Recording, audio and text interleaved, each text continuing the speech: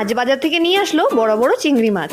আর তোমাদের সাথে শেয়ার করব চিংড়ি মাছের খুব ঝটপট একটি রেসিপি, যেটা হলো চিংড়ি মাছ ভাপা। ভাপার জন্য মিক্সিতে পেস্ট করে নিয়েছি সর্ষে, নারকেল আর 3টে কাঁচা লঙ্কা। এবার মাছগুলোকে বেছে সুন্দর করে ধুয়ে নেওয়ার পর গামলাতে আমি সর্ষে, নারকেল আর কাঁচা লঙ্কা পেস্টে ঢেলে নিয়ে এবার চিংড়ি মাছগুলোর মধ্যে আমি নুন আর একটু হলুদ মেখে নিচ্ছি, যাতে মাছের ভেতরে ভালো করে লবণটা ঢুকে যায়। সর্ষে, নারকেল আর কাঁচা লঙ্কা পেস্টের মধ্যে দিয়েছি একটু হলুদ গুঁড়ো আর কাঁচা সর্ষের তেল দিয়ে ভালো করে চামচের সাহায্যে মিক্স করে নিয়েছি। এবার আমি চিংড়ি মাছগুলোকে মিক্স করে রাখা মশলার মধ্যে দিয়ে ভালো করে চামচের সাহায্যে মিলে নিলাম, যাতে মাছের গায়ে ভালো করে মশলাটা লেগে যায়। তারপরে দিয়ে দিলাম 3 থেকে 4টে কাঁচা লঙ্কা, কারণ ভাপা যে কোনো রেসিপিতে সেদ্ধ কাঁচা লঙ্কা খেতে খুব দারুণ লাগে। এবার খালি কড়াইয়ের মধ্যে ভাপা করার মাছটা ঢেলে গামলাতে লেগে থাকা মশলাটা একটু জল দিয়ে দিলাম। আর গ্যাসের ফ্লেমটা কিন্তু কম করে রাখবে, যাতে মাছটা ভালো করে সেদ্ধ হয়ে যায়। এবার দেখো 5 মিনিট পর আমি ঢাকাটা সরিয়ে দেখলাম মাছটা কি সুন্দর হয়ে গেছে। আর তোমরা দেখতেই পেয়েছো খুব কম সময়ে কিন্তু মাছটা রান্না হয়ে যায়। আর এই মাছ ভাপাটা তোমরা গরম গরম ভাতের সাথে নিশ্চয়ই ট্রাই করে দেখো একবার, তোমাদের দারুণ লাগবে। আর তোমাদের যদি আজকে রেসিপিটি ভালো লেগে থাকে তাহলে আমার চ্যানেলটিকে সাবস্ক্রাইব করে দিও। টাটা।